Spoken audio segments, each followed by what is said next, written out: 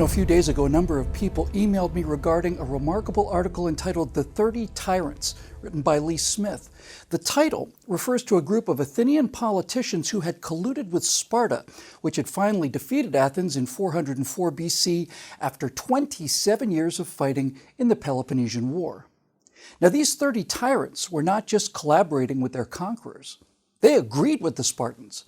They agreed that democracy was a bad idea and that the Spartan system of ruling a perpetually brutalized and terrorized population by a small band of enlightened dictators was in fact a marvelous idea, despite the fact that such views flew directly in the face of everything that Athens had stood for and fought for and died for during an entire generation of gore and bloodshed. Here in America, we recently emerged from a conflict that lasted from the Soviet blockade of Berlin on June 24, 1948, until the fall of the Soviet Union on December 26, 1991. It was known as the Cold War.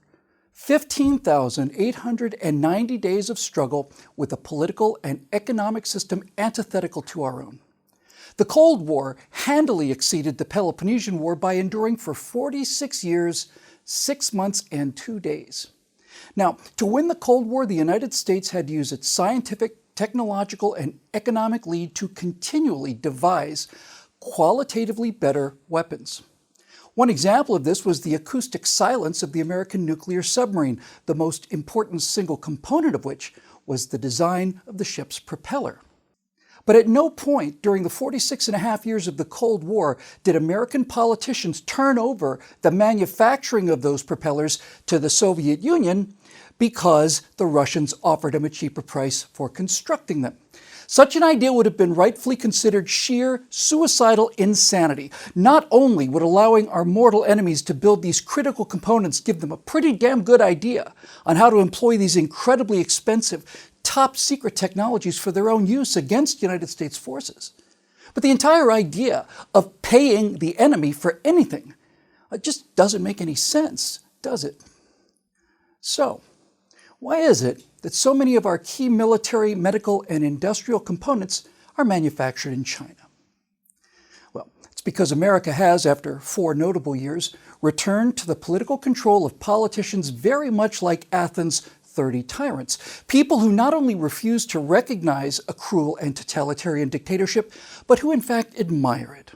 People who would like to emulate them, and most especially, people who would like to become very, very wealthy by doing business with them, enriching themselves at taxpayers' expense by selling secrets that greatly endanger the same citizens who paid for those secrets and who now risk being ruined and enslaved by them.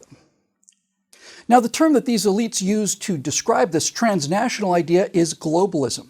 It's the idea of globalism that allows American companies to do business with people who are not our friends, and who the most cursory study shows to be actively working to defeat and destroy America.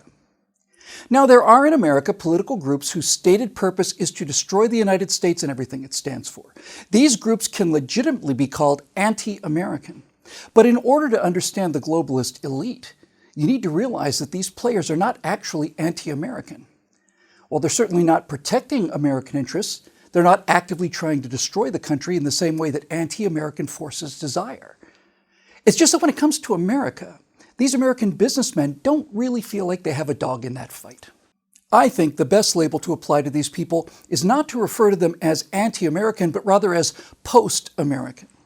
You see, they believe that the entire idea of nation-states are obsolete, and so their allegiance is not to their country of origin, but rather simply to each other. And like the 30 tyrants, they've convinced themselves that what they are doing is for the greater good and is in fact virtuous.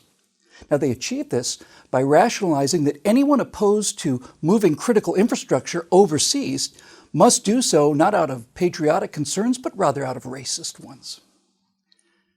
Now, all of this would be bad enough if the magnet drawing all of these technologies in was a believer in globalism itself, but it's not. China, who hasn't a single military ally in the world, is not interested in world globalism. The communist ideologues running the world's manufacturing base are interested in one thing, and one thing only, and that is Chinese hegemony over East Asia, and eventually Africa, Europe, and then the final bastion of individualism, the United States of America.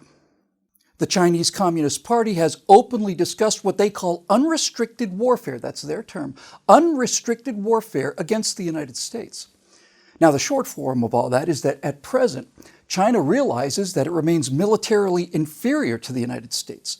China continues to do everything it can to close that gap, but that clear-eyed, fundamental realization of American military superiority has led China to an inevitable conclusion, and that is simply this.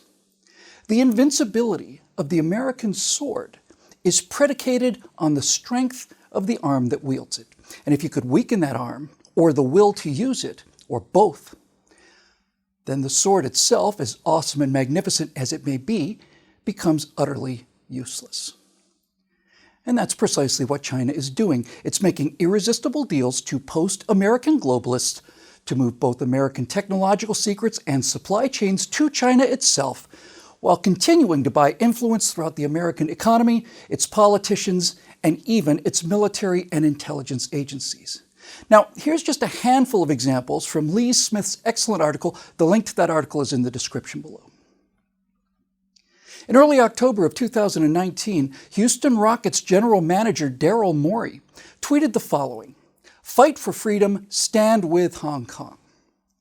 Chinese broadcasters immediately vowed to stop carrying Houston Rockets games. Chinese manufacturers of sporting goods immediately canceled their contracts. And within a few days, Daryl Morey went from being pro-American to post-American, issuing a follow-up apology which included this: "I have had a lot of opportunity since that tweet to hear and consider other perspectives. I've always appreciated the significant support of our Chinese fans and sponsors. I would hope that those who are upset will know that offending or misunderstanding them was not my intention." To which American social justice billionaire LeBron James helpfully added, quote, "Even though, yes, we do have freedom of speech, it can be a lot of negative that comes with it." That's what happens when somebody says something as destructive and provocative as fight for freedom. Stanford University accepted $58 million in Chinese money in exchange for selling highly sensitive research that the American taxpayer had already paid Stanford to develop in the first place.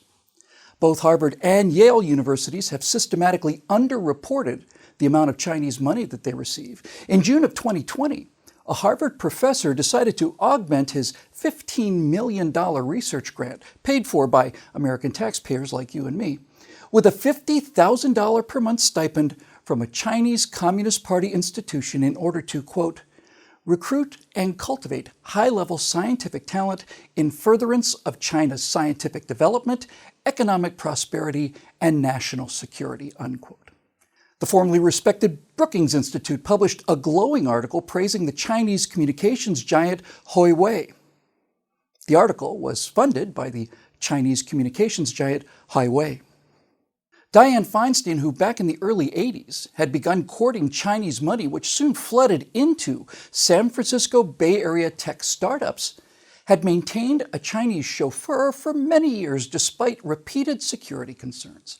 I was not terribly surprised to discover that this driver was identified as a spy for the Chinese Communist Party, or was I particularly shocked to hear that as a result of her lifetime of selfless service to the American people, Dianne Feinstein has a net worth that the LA Times has estimated at $58.5 million. And as the post-American ideology that Hollywood promotes generates ever smaller domestic revenues, it depends more and more on the Chinese market to save them from the box office disasters that they continue to make. But this last year, not a single U.S. film made it into the Chinese top 10. China is making its own movies now for its own people, and these are not post-China glamorizations of a globalist ideal. When shooting had to be wrapped on the sequel to Top Gun, it was discovered that Tom Cruise was wearing a flight jacket that had patches referring to Taiwan. Chinese officials protested to the studio and threatened to ban it in China. The producers assured them that they would digitally blur the patches for the Chinese audience. This was insufficiently obsequious, however. Chinese officials said the patches would have to be blurred worldwide, and so that's what Hollywood did. They kowtowed as protocol demanded. And when the Wuhan virus erupted, it was only a matter of days before Chinese officials made it known to the American news media giants that they took a dim view of naming the virus after the place it originated.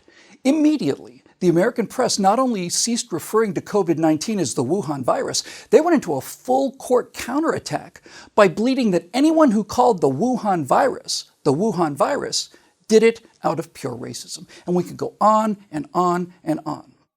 Now, I don't want to let these examples give you the wrong impression. The post-American elites do indeed have deeply held core foundational principles. It's just that the post-Americans are not so short-sighted as to allow those deeply held core foundational principles to get in the way of making significant amounts of cash. There are also ongoing comments from these bubble-dwelling billionaires that seem to strongly indicate that they have an admiration of China's ability to have well-connected power elites get things done quickly and efficiently without having to deal with all of those bothersome yokels whose mansions don't overlook the ocean. Like the 30 Athenian tyrants, they not only collaborate with the authoritarian dictatorial city-state across the Peloponnesian Isthmus, they desperately wish for that same kind of unilateral power in their home city where democracy itself was born. And so here we are, a nation now governed by post-American politicians, speaking through post-American media outlets, protected by post-American tech giants, as we're lectured on our archaic, quaint, provincial racism by post-American Hollywood. And there they sit in their fabulous houses with spectacular views up and down all of the coastlines in the world, a small handful of unimaginably wealthy transnational globalists who identify with no one but each other, and for whom the rest of us are merely consumers or taxpayers, or both.